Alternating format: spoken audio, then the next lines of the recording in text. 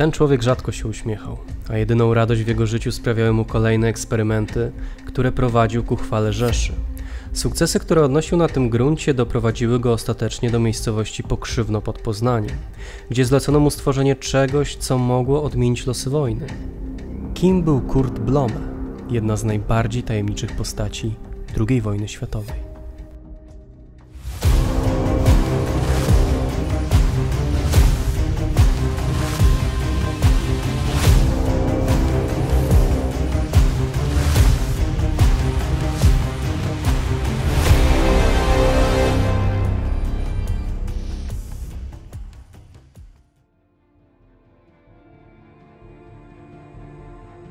Kurt Blome urodził się 31 stycznia 1894 roku w Bielefeld w Westfalii.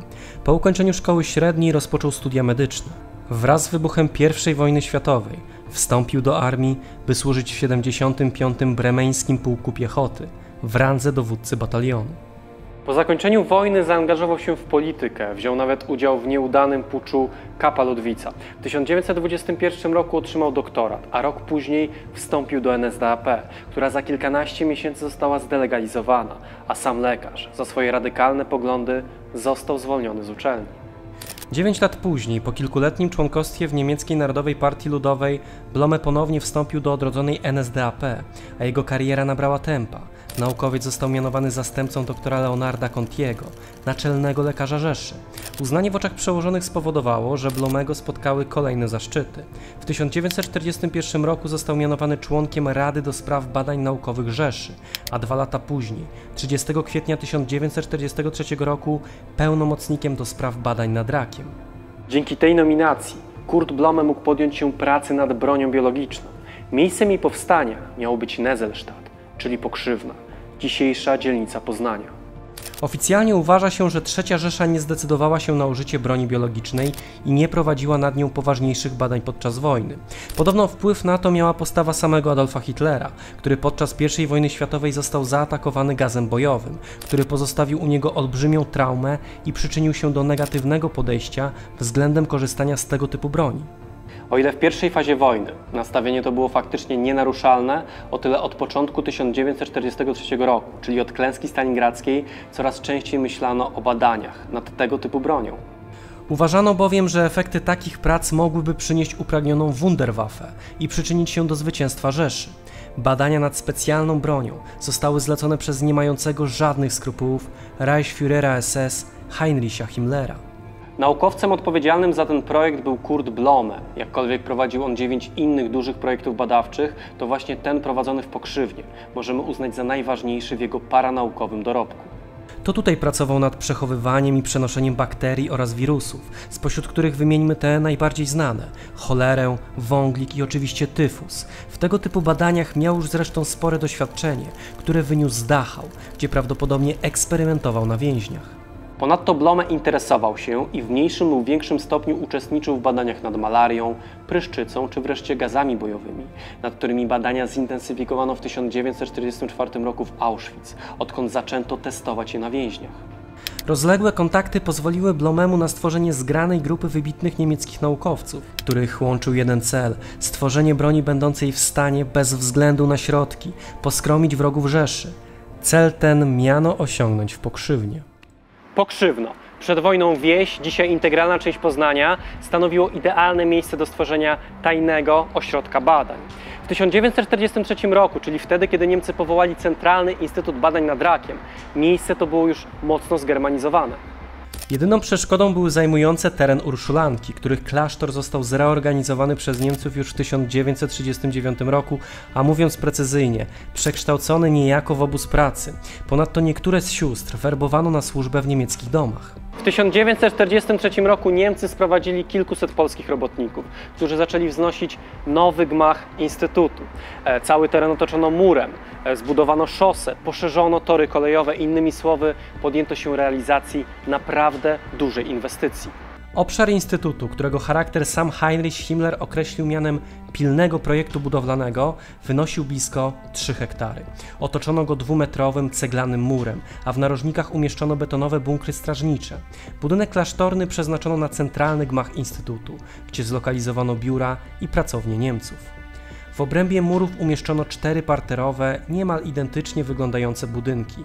W pierwszym miała się znaleźć stacja doświadczalna dla zwierząt, w drugiej stacja szczepień i laboratoria, w trzeciej izolatki dla zarażonych, a w czwartej mieszkania dla lekarzy i naukowców.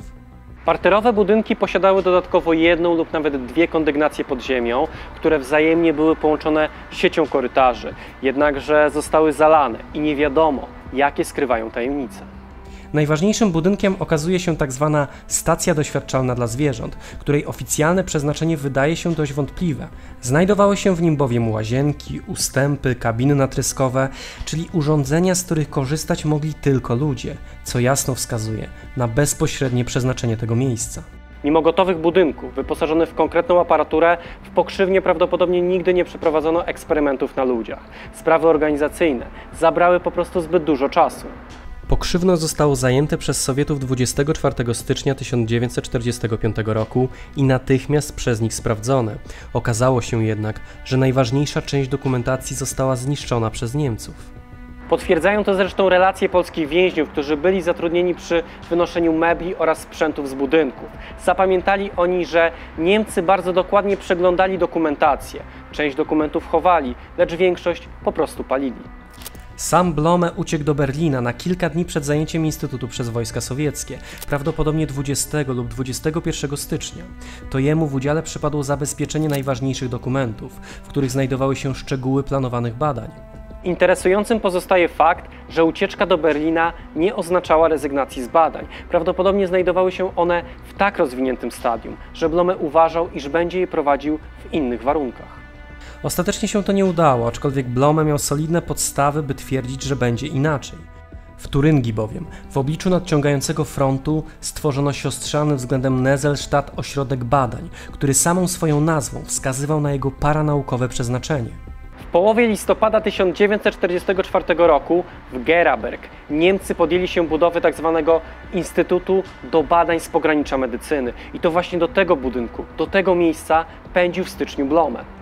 Czy udało mu się tam dotrzeć? Nie można tego wykluczyć, aczkolwiek klęski Rzeszy postępowały tak szybko, że raczej nie zdołano przeprowadzić żadnych większych badań w Geraberg. Amerykanie zajęli miejscowość w kwietniu 1945 roku, lecz ośrodek był już w tym czasie opuszczony. Jankesi odnaleźli jedynie książki, periodyki i pełne probówki w skrzyniach, które jasno pokazały, do czego przeznaczone miało być to miejsce. Rozpoczęto tym samym poszukiwanie naukowca odpowiedzialnego za charakter ośrodka, którego rysopis podała Amerykanom przesłuchiwana Niemka. Brunet, około 50, wąsy i blizna. Kurt Blome we własnej osobie. 17 maja 1945 roku Blome został aresztowany przez Amerykanów w Monachium. Podczas przypadkowej kontroli żandarmi doszli do wniosku, że zatrzymany odpowiada rysopisowi poszukiwanego. Dlaczego Amerykanom zależało tak bardzo na schwytaniu Blomego? Bowiem doskonale zdawali sobie sprawę, że koniec II wojny światowej nie oznacza spokoju na świecie, tylko otwartą konfrontację z rosnącą potęgą Sowietów. Tym samym od 1943 roku Jankesi prowadzili operację o kryptonimie Alsos, mającej na celu identyfikację i werbunek niemieckich naukowców, których wiedza i umiejętności mogły przyczynić się do rozwoju technologicznego Stanów Zjednoczonych. Po schwytaniu Blomego w Monachium nastąpił kilkutygodniowy proces jego weryfikacji, aby Amerykanie mieli 100% pewność, że schwytali osobę odpowiedzialną za badania nad niemiecką bronią biologiczną. Lekarza przewieziono do zamku Kransberg, w którym przetrzymywano najważniejszych więźniów. W końcu rozpoczęto przesłuchania, które Blome prowadził całkiem chętnie. Wiedział, że tylko tym sposobem uratuje skórę. Amerykanie skwapliwie wykorzystali tę postawę i po prostu słuchali. A Blome mówił całkiem dużo. Mówił o decydującym wpływie Himmlera, mówił o Pokrzywnie, o metodach przyszłej walki. Oczywiście nie wskazywał, że brał w nich bezpośredni udział, tylko umniejszał swoją aktywność na tym gruncie, wskazując, że robili to wszyscy inni, a on jedyne co to ewentualnie próbował to wszystko powstrzymać. Amerykanom z jednej strony towarzyszyła euforia, a z drugiej poczucie klęski związane z tym, że to Sowieci przejęli Nezelstadt, które wciąż posiadało większość aparatury i w zasadzie było gotowe do działania. Nie mieli jednak lekarza, jego wiedzy i umiejętności, którego posiadali Amerykanie. Blome czekał. Wiedział, że jego życiu nie zagraża już teraz żadne niebezpieczeństwo, aczkolwiek zdawał sobie również sprawę z tego, że otrzyma propozycję nie do odrzucenia, czyli wyjazd do Stanów Zjednoczonych i podjęcie się pracy nad nową bronią biologiczną. Niemiecki lekarz został objęty operacją Paperclip, za sprawą której do 1959 roku Stany Zjednoczone pozyskały do 1800 niemieckich naukowców, pracujących wcześniej dla Rzeszy. Nie trzeba tłumaczyć, że naukowcy byli podczas wojny zadeklarowanymi hitlerowcami, którym należało teraz wyczyścić papiery. U jednych przechodziło to gładko, a u innych, tak jak u Kurta Blome, narastały komplikacje. I tak też w sierpniu 1946 roku przed Międzynarodowym Trybunałem Wojskowym w Norymberdze Walter Schreiber, również lekarz znajdujący się w rękach Sowietów, złożył zeznania obciążające Kurta Blomego. Czy to przekreśliło jego przyszłość? Na to Amerykanie nie mogli pozwolić. Blome został postawiony przed sądem i zeznawał w tzw. procesie lekarzy. Jankesi postanowili jednak wykorzystać sytuację na własną korzyść i zorganizować Blomemu jak najlepszą obronę. Nie było to jednak proste. Schreiber z daleko posuniętą dokładnością przedstawiał działalność Kurta Blomego, powołując się przy tym na prywatne rozmowy, które obaj lekarze prowadzili, a w których to Blome miał przyznać się do planów prowadzenia eksperymentów na ludziach. Ile w tym było prawdy? Ciężko stwierdzić. Podobno podczas procesu Schreiber perfekcyjnie odpowiadał na pytania sowieckiego prokuratora, a kompletnie gubił się przy tych zadawanych przez aliantów. Innymi słowy, jego pozycja była dość słaba, a on sam został ostatecznie odesłany do Moskwy.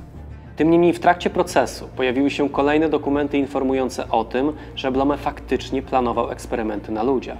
Jednakże sam lekarz bronił się bardzo zaciekle, podkreślając, że planowanie zbrodni to jeszcze nie zbrodnia. Ten fakt w połączeniu z dyskredytacją Schreibera spowodował, że Blome został uniewinniony, a z wielu oskarżeń, takich jak eksperymenty z malarią czy iperytem, po prostu go oczyszczono. Sam proces mimo z pozoru pozytywnego obrotu spraw dla Blomego obnażył jednak jego działalność i jasno wykazywał ogromne zaangażowanie lekarza w zbrodniczy system III Rzeszy. Amerykanie mieli więc problem z otwartym werbunkiem Blomego. Tajny nie wchodził w grę, ponieważ echo procesu było wciąż zbyt głośne. Jednakże Amerykanie nie chcieli rezygnować z Blomego. Pozostawało więc czekać. Blome zaczął się na prowincji, prowadził praktykę lekarską i czekał na rozwój sytuacji. Nie uzależniał się jednak tylko od Amerykanów. Zanim Jankesi ponownie nawiązali z nim kontakt, niemiecki doktor miał już na koncie współpracę z Brytyjczykami w ramach operacji Matchbox, za sprawą której również pomagał w pracach nad bronią biologiczną. Amerykanie przypomnieli o sobie w 1951 roku. Blome oczywiście wyraził zainteresowanie ofertą, która została mu złożona. 27 września 1951 roku Blome podpisał kontrakt, który zaakceptowano 10 października. Jednak już 2 dni później doszło do wstrzymania transportu, a 25 października konsul we Frankfurcie nie zgodził się na wyjazd Blomego do USA. Podobno we wewnętrznej dokumentacji urzędnicy zamiast pominąć, podkreślili przynależność Blomego do zbrodniczego aparatu III Rzeszy. Niefortunnie złożyło się to z pewnym kluczowym wydarzeniem w samych Stanach. Walter Schreiber, ten sam, który zeznawał przeciwko Blomemu w procesie norymberskim, uciekł z Moskwy i znalazł się w rękach Amerykanów. Jakim cudem, w wyniku jakiej intrygi, na to nie sposób dzisiaj odpowiedzieć. Jednakże możemy wskazać, że od lata 1951 roku współpracował z Amerykanami w ramach operacji Paperclip. Powiedzieć, że wybuchł skandal, to nic nie powiedzieć. Amerykanie byli oburzeni. Nazista w służbie USA. Gdyby tylko wiedzieli, że to nie jest odosobniony przypadek. W każdym razie Schreiber był spalony. Otrzymał wizę do Argentyny i wyjechał do Buenos Aires. Możliwość pracy dla amerykańskich służb przepadła nie tylko dla Schreibera, ale również dla Blomego, któremu jednak złożono ofertę pracy w nowym amerykańskim ośrodku wojskowym Camp King we Frankfurcie. Blome nie miał wyjścia. Musiał przyjąć to, co mu zaproponowano.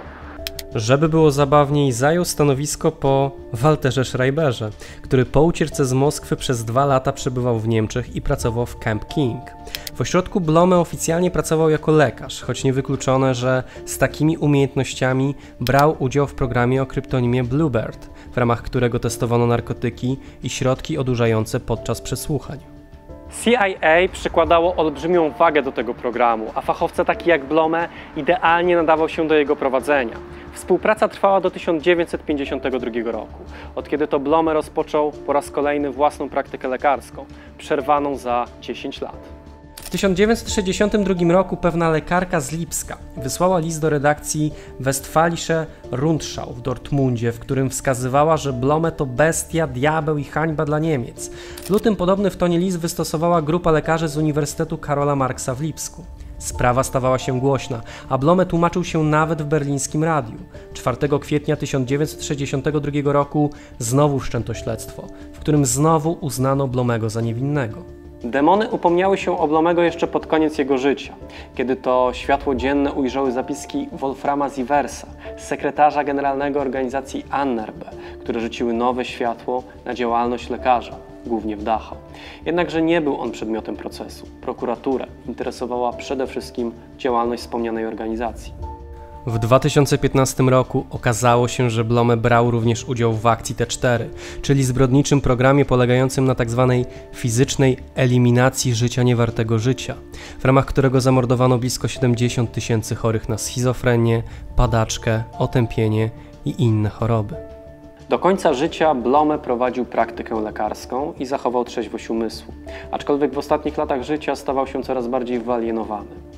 Wszystkie tajemnice, które do dzisiaj nie zostały rozwikłane, zabrał ze sobą do grobu.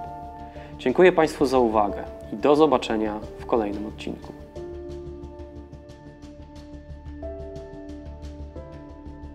W dzisiejszym odcinku pragniemy serdecznie pozdrowić panią Justynę Stopińską oraz panów Marcina Smajka, Piotra Luberę, Damiana Dziedzica, Adriana Martynowicza, Piotra Bulicę, Jana Strzeszka, Huberta Walasa i kanał Good Times Bad Times, Łukasza Derę, Huberta Kędziorka, Adriana Flora, Rudolfa Miczkę i Pawła Łabno. Ty również możesz mieć wpływ na tworzone przez nas materiały. Dołącz do nas już dziś na platformie Patronite. Zachęcamy do obserwowania naszych pozostałych mediów społecznościowych, na których znajdziecie wiele dodatkowych treści, ciekawostek, zapowiedzi odcinków i materiałów zza kulis.